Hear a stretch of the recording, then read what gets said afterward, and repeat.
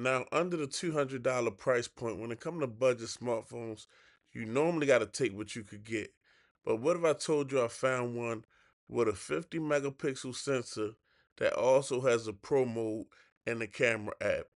And it also can handle some light gaming if you're into that too. What's good, YouTube? It's your man BG Tech Life. And as you can see, guys, we got something new on the desk. Now, TCL was nice enough to send me out one of their dope budget devices, the TCL 50 XL 5G.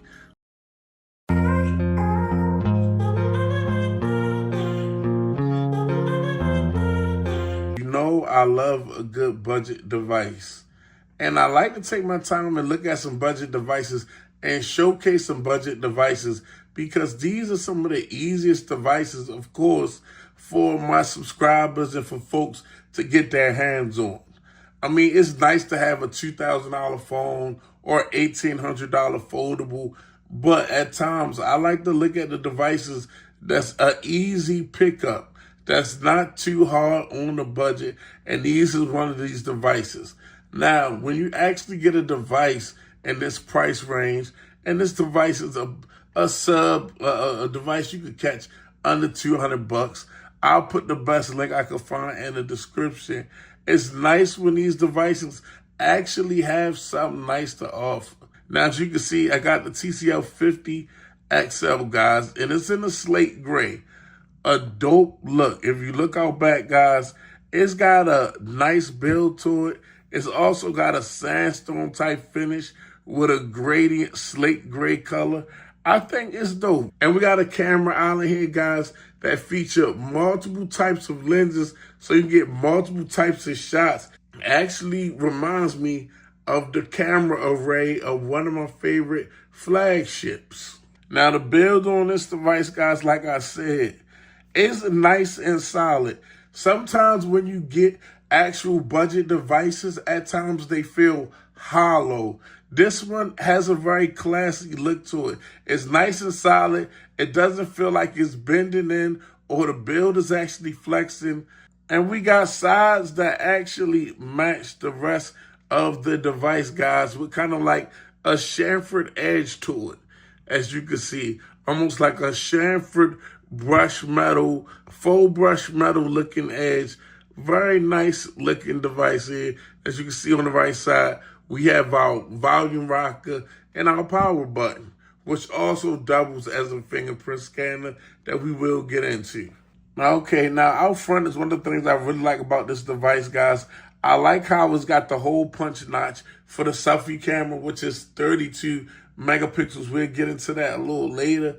But just a nice display that is bright enough I can see everything, looks nice and vibrant. It's also about a 6.8-inch display. So you guys know I love a nice, vibrant, big display.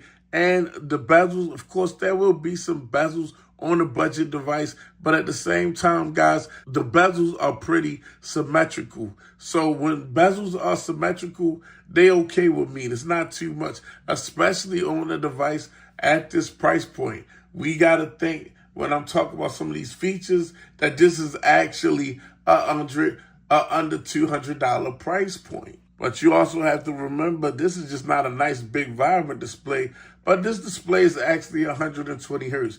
Now, utilizing this display at first scroll, you may notice a little shake, but outside of that initial shake, it's a pretty smooth scroll. And also with a display like this, you can play some of the titles that people love to play on Android devices. Like, this runs my Subway Surfer perfectly fine. It's a very enjoyable game on this display. I may have noticed 1 or 2 drop frame rates, but outside of that, it was perfectly fine. The device handled the game better than I expected a device at this price point to actually handle some gaming. Also, guys, this is not a bad point and shoot device. When you actually use this 50 megapixel main sensor, you can actually get some pretty clean pictures. Pictures that you wouldn't expect for a phone at this price point. Now, if you're looking for a budget device that can actually take some decent flicks, this is definitely a device that you could try out. And also, for my people that are really into photography, this device actually has a pro mode when it comes to photography. And also, you can get 1080 video. Now, as far as performance and battery life, like I said, I've actually done some gaming on this device. I've utilized this device. I noticed that it has a little shake to it every now and then, but it's no issue. Utilizing this device for the day-to-day things that you do on a smartphone is no problem at all. And like I said, some very light gaming also the device can handle. And you getting a battery on this device that's over 5,000 milliamps. So you're getting over a 5,000 milliamp battery, and you have a processor that's really just sipping the juice from the battery. You definitely getting a long standby and great battery life on this device. And no device that's going to die quickly on you at all. And you're getting Type-C 18 watts of charging. And did I not mention that this device brings back the audio jack that we all miss? Now, as far as security, guys, there's a couple ways that you can actually lock your phone. We got different biometrics. You got a face unlock, and we also have the power button unlock that's super fast, guys. So very good biometrics on here. Face unlock works spot on pretty much all the time. Power button fingerprint unlock is definitely golded. So if you're looking for a budget device that you could utilize for the things that most people utilize their phones for and a little bit more, the TCL 50XL 5G device is not a bad device, guys. You just have to remember the price range that we are shopping in. For under $200, you get a big, nice screen, fingerprint unlock, face unlock, a camera that can actually take some decent pictures with a 50 megapixel main sensor, and you also have a macro sensor for them dialed in pictures, 32 megapixel selfie camera, 5,000 milliamp battery life. So the TCL 50XL is definitely a device that you could grab under $200 and utilize on the Android side and have some fun with. It's your boy BG Tech Life. Thanks for watching. I'm out. Make sure you subscribe. Peace.